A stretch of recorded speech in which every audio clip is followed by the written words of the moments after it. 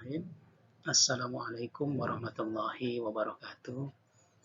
Anak-anakku sekalian yang saya banggakan, hari ini kita bertemu kembali di dalam pembelajaran pendidikan jasmani, olahraga dan kesehatan untuk SMP kelas 9. Hari ini kita akan membahas tentang materi peran aktivitas fisik terhadap pencegahan penyakit.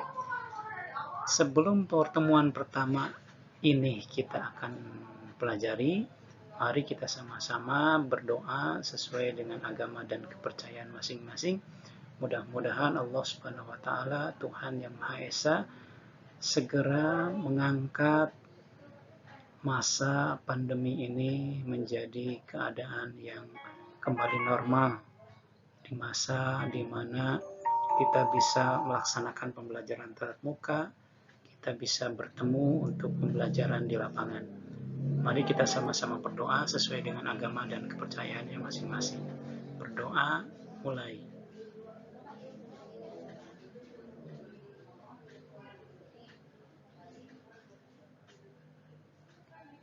Selesai? Baik anak-anak sekalian, pertemuan pertama kita akan membahas peran aktivitas fisik terhadap pencegahan penyakit. Sumber yang digunakan adalah modul pembelajaran jarak jauh pada masa pandemi COVID-19 untuk jenjang sekolah menengah pertama dari Direktorat Sekolah Menengah Pertama, Direktorat Jenderal Pendidikan Anak Usia Dini, Pendidikan Dasar dan Pendidikan Menengah Kementerian Pendidikan dan Kebudayaan Republik Indonesia. Sebelum pembelajaran dimulai, anak-anak harus mengetahui dulu apa kemampuan dasar yang harus dimiliki oleh kalian. Kompetensi dasar apa yang harus kalian dapatkan di dalam proses pembelajaran ini. Kompetensi dasar yang harus dimiliki oleh kalian adalah memahami peran aktivitas fisik terhadap pencegahan penyakit. Kemudian indikator-indikator pencapaian kompetensi itu ada 4. Yang pertama adalah mengidentifikasi konsep peran aktivitas fisik terhadap pencegahan penyakit. Kemudian yang kedua, menjelaskan manfaat aktivitas fisik untuk pencegahan penyakit. Yang ketiga, menganalisis pencegahan penyakit. Dan yang keempat, menganalisis cara melakukan aktivitas fisik untuk pencegahan penyakit. Ini adalah kompetensi dasar dan indikator pencapaian kompetensi yang oleh kalian harus diikuti dan harus tercapai di dalam pelaksanaannya. Harus kalian dapatkan, tujuan pembelajaran yang hari ini dalam pertemuan ini harus kalian dapatkan adalah kalian mampu mengidentifikasi aktivitas fisik apa saja untuk mencegah penyakit itu. Yang kedua, kalian nanti mampu menjelaskan manfaat apa saja aktivitas fisik terhadap pencegahan penyakit. Yang ketiga, kalian mampu menjelaskan cara pencegahan penyakit. Dan yang terakhir adalah mampu mengidentifikasi cara melakukan aktivitas fisik untuk mencegah penyakit. Dari 4 tujuan pembelajaran ini, nanti kita akan bagi menjadi 2 pertemuan, di mana pertemuan pertama anak-anakku sekalian itu hanya harus mencapai 2 tujuan. Pertama adalah mampu mengidentifikasi aktivitas fisik untuk mencegah penyakit, dan yang kedua mampu menjelaskan manfaat aktivitas fisik terhadap pencegahan penyakit. Ini untuk pertemuan pertama. Dan pertemuan kedua adalah tujuan yang ketiga adalah kalian mampu menjelaskan cara bagaimana mencegah penyakit. Yang keempat adalah mampu mengidentifikasi cara melakukan aktivitas fisik untuk mencegah penyakit. Itu agenda yang akan kita laksanakan pada pertemuan hari ini. Dan kita langsung saja kepada yang pertama, yaitu kita nanti mampu mengidentifikasi aktivitas fisik untuk mencegah penyakit. Yang pertama adalah kalian harus mengetahui konsep. Apa sih aktivitas fisik itu? Nah, zaman sekarang, realitas kehidupan di zaman teknologi modern ini terdapat dampaknya yang sangat kita rasakan. Teknologi itu telah memanjakan manusia sehingga manusia bisa memperoleh apa yang diinginkan itu tanpa bersusah payah atau tidak mengeluarkan keringat. Kalau kita menginginkan makanan, contohnya ada Gojek Food yang siap mengantar makanan. Kalau menginginkan barang, ada belanja online. Dan begitu seterusnya. Sehingga banyak sekali kegiatan atau aktivitas fisik yang terlewatkan, tidak bisa dilaksanakan oleh kita akibat dari kemudahan teknologi itu. Nah, apa saja sih aktivitas fisik itu? Pengertiannya apa sih?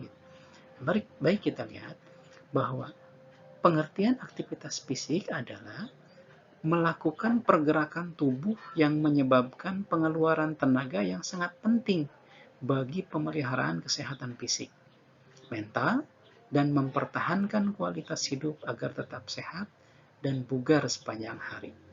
Itu adalah pengertian dari aktivitas fisik. Begitupun juga WHO, Badan Kesehatan Dunia, WHO memberikan pengertian aktivitas fisik itu adalah kegiatan yang meliputi rekreasi, berolahraga, serta semua kegiatan yang berintensitas ringan yang bisa dilakukan di rumah. Itu adalah pengertian aktivitas fisik.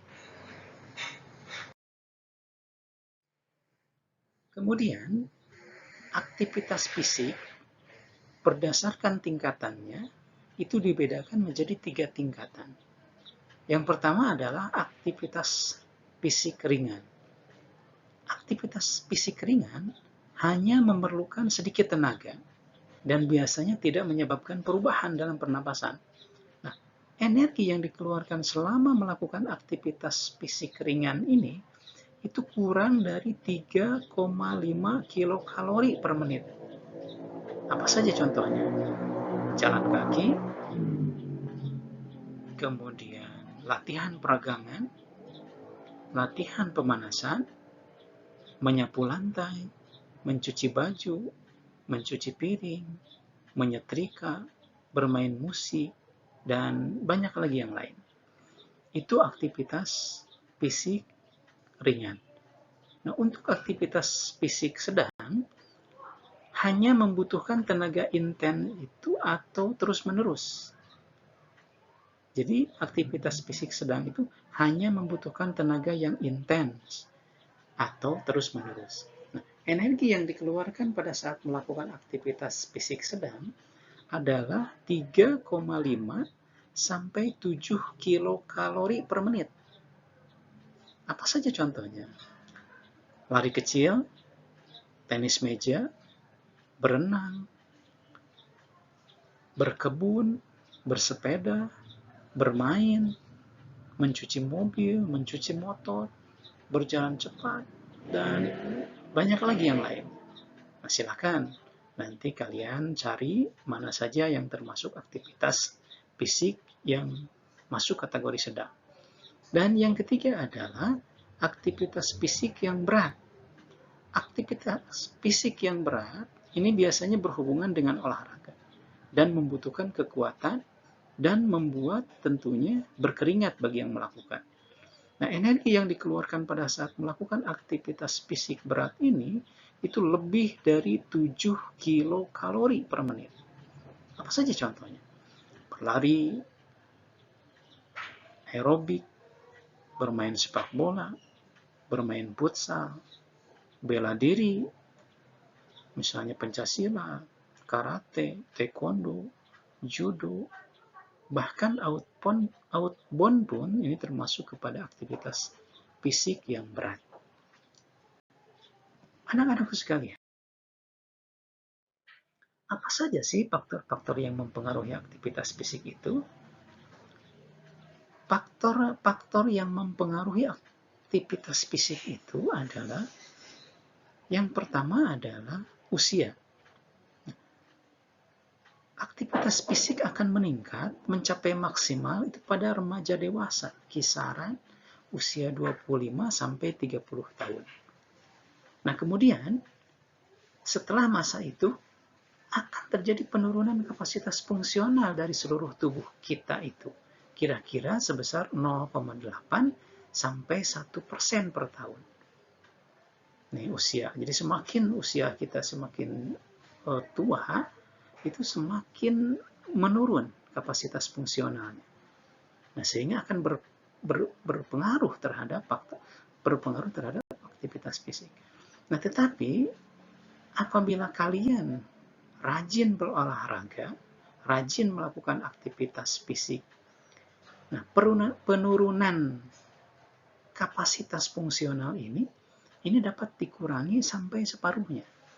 Jadi jelas dengan berolahraga ini akan mempengaruhi daya penurunan kemampuan tubuh kita walaupun usia kita sudah menginjak dewasa ataupun tua gitu. Nah, faktor yang kedua adalah faktor jenis kelamin. Sampai pubertas, biasanya aktivitas fisik remaja laki-laki dan remaja perempuan itu hampir sama. Tetapi setelah masa pubertas itu lewat, nah biasanya yang mempunyai nilai jauh lebih besar kemampuannya dalam beraktivitas fisik itu adalah laki-laki. Kemudian yang ketiga adalah faktor pola makan. Makanan merupakan salah satu faktor yang mempengaruhi aktivitas. Karena bila jumlah porsi makan lebih banyak, maka tubuh akan mudah merasa lelah. Dan keinginan untuk melakukan aktivitas fisik lainnya, seperti berolahraga, pasti akan menurun, akan malas. Pada kandungan makanan yang mengandung banyak lemak, juga mempengaruhi tubuh untuk melakukan aktivitas sehari-hari ataupun olahraga. Sebaiknya, makanan yang dikonsumsi itu harus dipertimbangkan kandungan gizinya. Artinya, tidak harus banyak, tetapi harus memenuhi unsur-unsur zat gizi yang dibutuhkan oleh tubuh. Dari mulai karbohidratnya, proteinnya, lemaknya, vitaminnya, kemudian mineralnya, dan lain sebagainya. Jadi makan itu bukan harus banyak, tetapi harus memenuhi kebutuhan zat gizi yang dibutuhkan oleh tubuh. Kemudian yang terakhir adalah penyakit atau kelainan pada tubuh. Manusia yang mempunyai penyakit atau kelainan pada tubuh tentunya akan berdampak, akan mempengaruhi aktivitas fisik. Nah, pada kelainan tubuh ini berpengaruh terhadap kapasitas jantung kita, paru kita, postur tubuh misalnya, obesitas, hemoglobin, atau sel darah dan sel otot. Apabila ada kelainan pada tubuh, seperti yang dijelaskan di atas, maka akan mempengaruhi aktivitas fisik yang dilakukan. Seperti halnya orang yang kekurangan sel darah merah, maka orang tersebut tidak diperbolehkan untuk melakukan aktivitas berat atau olahraga yang berat. Jadi cukup yang ringan saja. Jadi orang yang punya penyakit akan berpengaruh terhadap aktivitas fisiknya. Jadi aktivitas fisik itu harus disesuaikan dengan kemampuan tubuh kita. Jadi jangan memaksakan kalau tubuh kita sudah tidak sanggup melakukan aktivitas fisik, lakukanlah aktivitas fisik sesuai dengan kemampuan tubuh kita. Nah, anak-anakku sekalian, tentunya aktivitas fisik yang kita lakukan tidak semerta-merta dilakukan tanpa mempunyai manfaat, tanpa mempunyai tujuan. Di sini, Kementerian Kesehatan Republik Indonesia melalui Direktorat Pencegahan dan Pengendalian Penyakit atau disingkat P2PTN itu sudah merangkum, sudah menyimpulkan bahwa melakukan aktivitas fisik itu mempunyai beberapa manfaat. Apa saja manfaat itu? Pertama, mengendalikan berat badan. Yang kedua, mengendalikan tekanan darah. Jadi tekanan darah itu stabil, tidak darah tinggi, tidak juga darah rendah, tapi stabil. Kemudian yang ketiga, menurunkan resiko keropos tulang atau osteoporosis. Biasanya terjadi pada wanita, tapi tidak sedikit laki-laki pun sering gejala keropos tulang ini diderita. Kemudian keempat, mencegah diabetes mellitus atau kencing manis. Yang kelima, mengendalikan kadar kolesterol. Keenam, meningkatkan daya tahan dan sistem kekebalan tubuh. Ketujuh, memperbaiki kelenturan sendi dan kekuatan otot. Yang kedelapan, memperbaiki postur tubuh. Kesembilan, mengendalikan stres. Dan kesepuluh, mengurangi kecemasan. Sehingga dapat menimbulkan kepercayaan diri. Nah, ini ke-10 diantaranya manfaat melakukan aktivitas fisik. Banyak lagi manfaat-manfaat yang lain yang kita akan dapatkan apabila melakukan aktivitas yang dilakukan secara rutin dan terencana. Makanya ini yang harus kalian perhatikan. Nah, kemudian selain melakukan manfaat aktivitas fisik yang biasa kita lakukan, ada juga manfaat aktivitas fisik yang termasuk dalam kategori aktivitas fisik yang berat, yaitu salah satunya adalah melakukan olahraga. Dilakukan secara terencana dan teratur tentunya berdampak kepada si pelaku itu. Apa saja manfaatnya? Apa saja keuntungan kita melakukan olahraga yang dilakukan secara terencana dan teratur? Pertama, kesehatan jantung. Yang kedua, tulang dan sendi. Itu akan mendapatkan manfaat. Kemudian yang ketiga, mencegah kanker. Mencegah penyakit diabetes mellitus atau kencing manis. Kesehatan mental dan kesejahteraan.